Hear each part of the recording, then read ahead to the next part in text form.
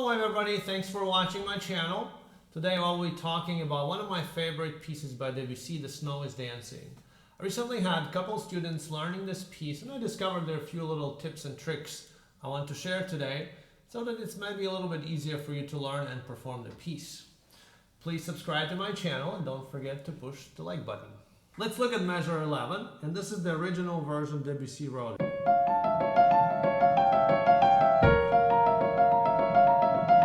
When your hands have to split the notes between each other evenly and the left hand is over the right hand. What I discovered is a little bit easier if you do it this way. You play the first two notes in the left hand and the next two notes in the right hand. So it would look like this.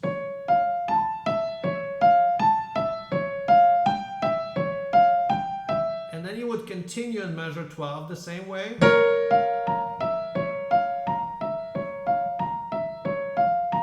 The same in measures 13.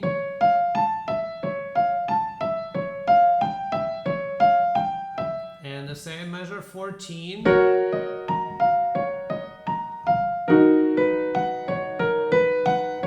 And 15. And measure 16.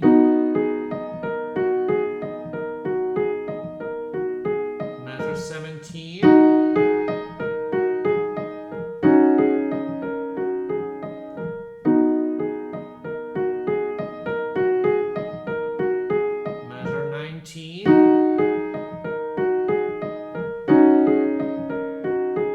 And measure 20.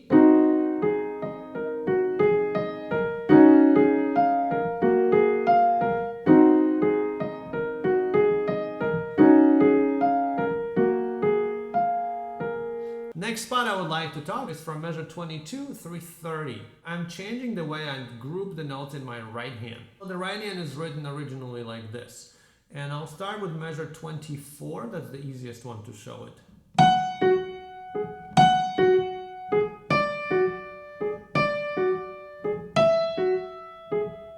That works fine at slow speed, but it's actually very hard to play it fast. And that takes a lot of practicing to make it smooth. So instead of grouping it like this, you add the last 16th notes to the next quarter note like this.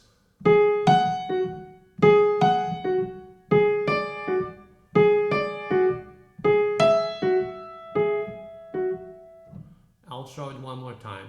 So the last 16th notes of each group belongs to the next quarter note. And then you lift.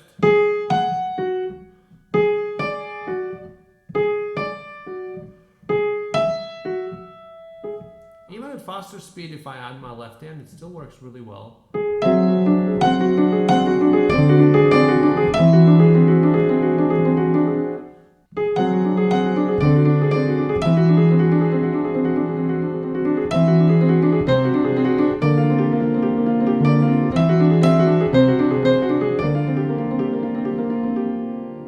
Next tiny bit of advice I wanted to give in measures 30 and 31, and that's regarding the articulation. Be aware of that accent in the right hand in the second half of the measure and add that right away when you start practicing. So when you go with slow tempo, it should be like this. The first accent is in the left hand in the D. But then that D in the right hand gets also an accent. So incorporate it right away.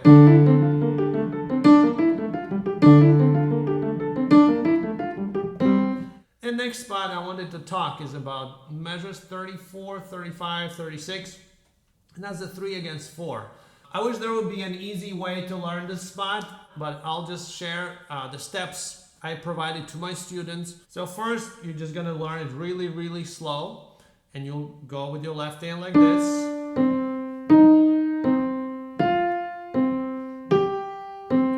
And then you will try to fit your right hand notes in between the left hand notes. The first note you play together, and then the left hand plays the second note, and right after it, your right hand plays the second note. Then left hand plays the third note, and the right hand plays the third note right before the last note in the left hand, like that. If I play it slowly, it should sound like this.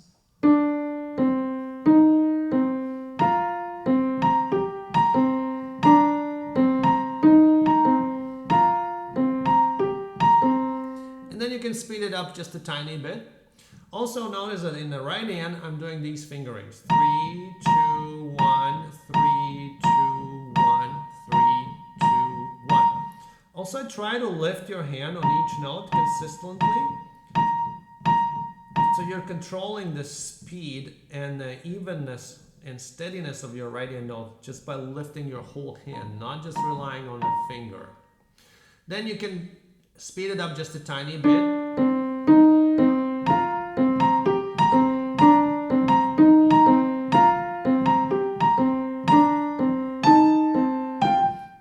And later when you start to speed it up even more, some of the rhythm might get out of whack. The best way to improve it is listening to your right hand instead of the left hand.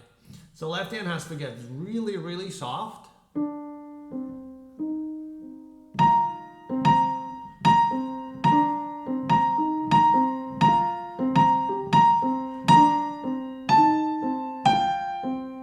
And then you just speed it up slowly.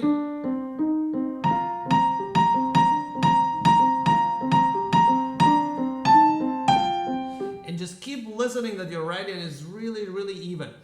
At the middle speed, this rhythm is probably the hardest to play. So the easiest is to do really slow or kind of go fast.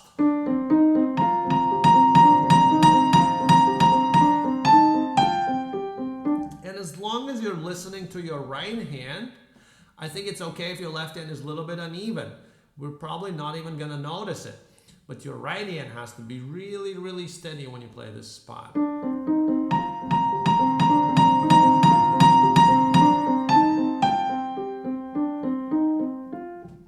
So if to summarize, first you rely rhythmically on your left hand. That sets the pulse for you. And once you can do it at the slow and medium speed, then you start listening only to your right hand and make your left hand adjust to the rhythm. Next spot I would like to talk about is measures 53, 4, 5, and 6. They're not difficult to play. What is difficult about them, the way Debussy notated them. So when you look at the original score, it just makes it very, very confusing. So what I did, I didn't even redistribute any notes. I just wrote them in 2 different steps, and I wrote them as 8 notes. And then it's really easy to read. And I'll provide the PDF in the comments.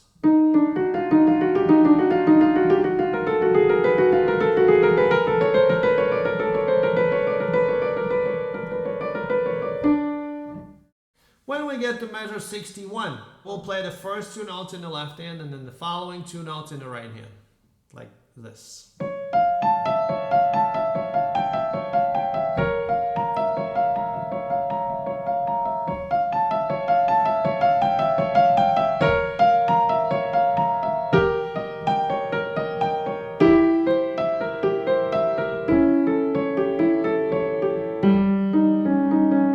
And in measure 66, make sure you play your left hand under the right hand. It's just really awkward to do it the other way around. Thanks for watching. Have fun practicing. Bye.